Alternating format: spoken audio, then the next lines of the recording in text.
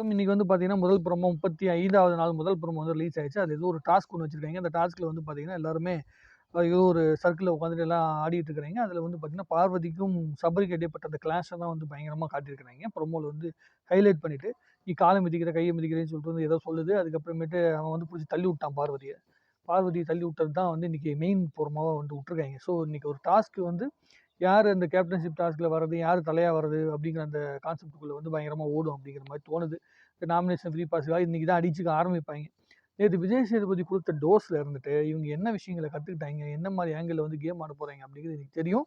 ரொம்ப சின்சியரா ஆடுவாய்ங்க அப்படின்னு நான் நம்புறேன். ஏன்னா, இங்க யாரையுமே நம்பக்கூடாது அப்படிங்கிற ஒரு தெளிவான முடிவுக்குள்ள எல்லாரும் வந்திருப்பாய்ங்க. நம்ம நம்பிக்கிட்டு இருந்தோம் நம்மளால கேம் ஆட முடியாது அப்படிங்கிறது அவங்களுக்கு புரிஞ்சிருக்கும். ப்ளஸ்ஸு இடத்த காப்பாத்தி ஆவணும் அப்படிங்கிற வெறியும் எல்லாத்துக்கும் இருக்கும். சபரிக்கு அது நல்லா தெரியுது. புடிச்சு தள்ளி விடுற ஆள் கிடையாது சபரி. பட் ஆனா அதையும் மீறி இந்த புள்ள என்ன பேசுச்சு அப்படிங்கிறது நமக்கு தெரியாது. பார்வதிய பத்தி நமக்கு நல்லா தெரியும். இந்த மாரி ஒரு டாஸ்க் நடக்குதுன்னா, தன்னுடைய வெற்றி வாய்ப்பு வந்து ரொம்ப மிகப்பெரிய அளவுக்கு வந்து பின்னடைவு சந்திக்குது அப்படின்னா, பார்வதிக்கு வந்து கோவம் வந்துரும் பயங்கரமா. அப்ப என்ன பண்ணுவாங்கன்னா, என்ன தெரியாம வந்து இருக்கவங்க டியூன் பண்ணி விட்டுற வேண்டியது. டியூன் பண்ண உடனே கடுப்பாயிட்டு அவனுங்கள ஏதோ ஒண்ணு சொல்லிருவாய்ங்க. சொன்னதுக்கு அப்புறமேட்டு அதுக்கு உட்காந்து ஃபீல் பண்ண வேண்டியது. பாருங்க என்ன புடிச்சு தள்ளி விட்டான். என்ன வந்து இப்படி பேசிட்டான், அப்படி பேசிட்டான்னு சொல்லி உருட்டிட்டு இருக்கும். அதான் பார்வதியோட கேரக்டர். ஸோ இது என்ன நடந்துச்சு அப்படிங்கிறத நம்ம பொறுத்திருந்து பார்க்கணும். ப்ளஸ் இன்னைக்கு டாஸ்க் எப்படி போகுது? என்ன மாரியான மனநிலைக்குள்ள இவங்க வரப்போறாய்ங்க? நேத்து நடந்த ஒவ்வொரு சம்பவங்களுமே நெறைய இம்பாக்ட் உருவாக்கியிருக்கு. ஸோ இந்த ப்ரோமோ வரும்போது, அந்த ப்ரோமோக்கு கீழ கூட நெறைய பேருடைய கன்டென்ட் பார்க்கும்போது, அந்த பிரவீன் வெளிய போன விஷயத்த வந்து நெறைய பேர் வந்து டைஜஸ்ட் பண்ணிக்க முடியல. அது வந்து சரியான விஷயமா யாருமே கருதல. அது ரொம்ப பெயின்ஃபுல்லான விஷயமா கருதுறாங்க. சாண்ட்ராவுடைய அந்த டாஸ்க் வந்து ரொம்ப சக்சஸ்ஃபுல்லா போனது. அது ரொம்ப நல்ல விஷயம் அப்படின்னு நெறைய பேர் எதிர்பார்க்குறாங்க. அதே மாரி அரோரா வந்து பார்த்தீங்கன்னா, கிடைச்ச வாய்ப்பு பிரவீனுக்கு கிடைக்கலையே அப்படின்னு வந்து ரொம்ப ஃபீல் பண்றவங்களோட எண்ணிக்கைய பார்க்க முடியுது. ஏன்னா, சில பேர் வந்து கேம் விளையாட முயற்சி பண்றாங்க. சில பேருக்கு தான் அந்த கேம் விளையாடணுங்கிற ஆசை இருக்கு. ஆனா அதுக்கான ஸ்பேஸ் கிடைச்சிருக்காது.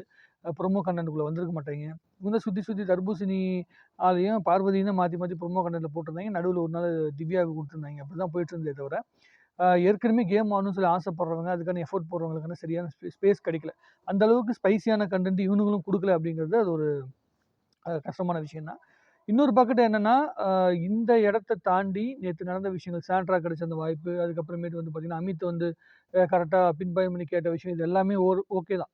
கேமா பார்க்கும்போது, புரோகிராம் பார்க்கும்போது அது எல்லாமே ஓகே தான். இதை தாண்டிய நெறைய விஷயங்கள் நம்ம எதிர்பார்க்குறோம். இந்த பிக் பாஸ் ஹவுஸ்லருந்து நம்ம எதிர்பார்க்குறோம்.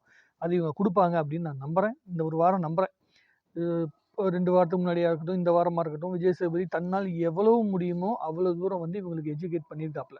அறிவுறுத்தியிருக்காப்ல. இதெல்லாம் செய்யலாம், இதெல்லாம் செஞ்சு ஆகணும் அப்படின்னு சொல்லிட்டு, அந்த அறிவுறுத்தலை இவங்க எப்படி பயன்படுத்த போறாங்க அப்படின்னு பார்த்துட்டு இருக்கேன். நான் ரொம்ப குறிப்பா சில பேர வந்து ரொம்ப கவனிக்கிறேன். ஒண்ணு பார்வதி, அதுக்கப்புறமேட்டு சபரி, அதுக்கப்புறம் கமருதீன், அதுக்கப்புறம் வேற யாரு? சாண்ட்ரா, பிரஜினு, அப்புறம் திவ்யா. இவங்கலாம் வந்து பார்த்தீங்கன்னா, கொஞ்சம் ஸ்பைசியான கன்டென்ட் குடுக்கக்கூடிய ஆட்கள். கரெக்ட்டா டியூன் பண்ணி அடிச்சாங்கன்னா, செம்மையான கன்டென்ட் இவங்களால குடுக்க முடியும். பட் ஆனா, அத வந்து அவங்க எடுத்துக்க பயப்படுறாங்க. அது கொஞ்சம் யோசிக்கிறாங்க. ஏதாவது ஒண்ணு தப்பா போயிட்டா என்ன பண்றது? நமக்கு வந்து நெகட்டிவான இடத்த நோக்கி நகர்த்திரும் அப்படின்னு சொல்லிட்டு. ஆனா, இப்போ அவங்களுக்கு புரிஞ்சிருக்கும். நெகட்டிவா போனாலும் சரி, பாசிட்டிவா போனாலும் சரி, சனிக்கிழமை சொன்னாருன்னு நெனைக்கிறேன். விஜய் சேதுபதி நெகட்டிவா போனாலும், பாசிட்டிவா போனாலும் நீங்க அத பத்தி ஃபீல் பண்ணாதீங்க. நீங்க யாரா இருக்கிறீங்க அப்படிங்கிறத மக்கள் யோசிப்பாங்க. முதல்ல நீங்க உங்களோட கேம் ஆடுங்க. ஆடுன பிறகு உங்ககிட்ட இருக்கிற நியாயத்த புரிஞ்சுப்பாங்க. நம்மளும் அதான் சொல்லிட்டு இருக்கிறோம். ஆரம்பத்துலேருந்தே சொல்லிட்டு இருக்கோம். என்னன்னா, கேம் முதல்ல ஆடணும். ஆடுன பிறகு தான் அதில நியாயம், தர்மம் அப்படிங்கிறதெல்லாம் பேச ஆரம்பிக்கணும். கேமே ஆடாம நான் நியாயம் பண்ணுவேன். நான் நியாயமானவனா காட்டிக்கிட்டே இருப்பேன் அப்படின்னு சொல்லி நினைச்சிட்டு இருந்தீங்கன்னா, அது ஒரு நல்ல இம்பாக்ட்ட வந்து ஆடியன்ஸோட மத்தியில உருவாக்காது. அப்படிதான் நடந்துட்டு இருக்குது இப்ப அப்படிங்கிறது தான் வருத்தமான விஷயமா இருக்குது. இதுக்கு சரியான பதில் கிடைக்கும்னு நினைக்கிறேன். ஆக எப்படி பார்த்தாலும் பார்வதி வந்து ப்ரோமோ கன்டென்ட்க்குள்ள வந்துறது பார்வதியோட பாசிட்டிவான விஷயமா? இல்ல வந்து மத்தவங்களுடைய நெகட்டிவான விஷயமா அப்படின்னு தெரியல. பல பேர் பிஆர் ஒர்க்லாம் பண்ணிட்டு வந்திருக்காங்க. ஆனா அவங்கள விட பார்வதி ஓவர்டேக் பண்ணி பல விஷயங்கள் நடக்குது. பார்வதிக்கும் பிஆர் இருக்குதுன்னு நெனைக்கிறேன். ஏதோ கம்பெனி சொன்னாங்க. ட்ரெண்ட் கிளவுடோ ஏதோ சம்திங் கம்பெனி சொன்னாங்கன்னு நெனைக்கிறேன். அவங்க மூலமா பிஆர் நடக்குது. ஏன்னா அவங்களுக்கு நெறைய வீடியோஸ் வந்து பார்வதி ஆல்ரெடி பண்ணியிருக்காங்க. ஸோ அதனால அதுக்கான வாய்ப்பு இருக்கு. அவங்களோட சேனல் அவங்க தான் மெயின்டெயின் பண்றாங்கன்னு நெனைக்கிறேன். அதனால அவங்க சப்போர்ட் பண்ணுவாங்க. ஸோ என்னதான் ஒர்க் பண்ணாலும், அந்த உள்ளுக்குள்ள ஒரு எஃபோர்ட் இருக்கணும். அந்த எஃபோர்ட் இருக்கணும். அந்த கன்டென்ட் இருந்தா தான், அத வச்சு ப்ரோமோக்குள்ள வர முடியும். கன்டென்ட்குள்ள நிக்க முடியும். அத பார்வதி பண்றாய்ங்க அப்படின்னு நெனைக்கிறேன். அதனால தான் அவங்களுக்கு அந்த ஸ்பேஸ் கிடைக்குது. ஆ பார்க்கலாம். இன்னைக்கு என்ன நடக்குது அப்படின்னு பார்த்துட்டு, மத்த விஷயங்கள் மறுபடியும் பேசுவோம். உங்க கருத்துக்கள் தாராளமா சொல்லுங்க. நேத்து நடந்த சம்பவங்களா இருக்கட்டும், இன்னைக்கு நடந்த ப்ரோமோவா இருக்கட்டும். உங்களுக்கு தோணுது தாராளமா கமெண்ட் எழுதுங்க. நெறைய பேசுவோம்.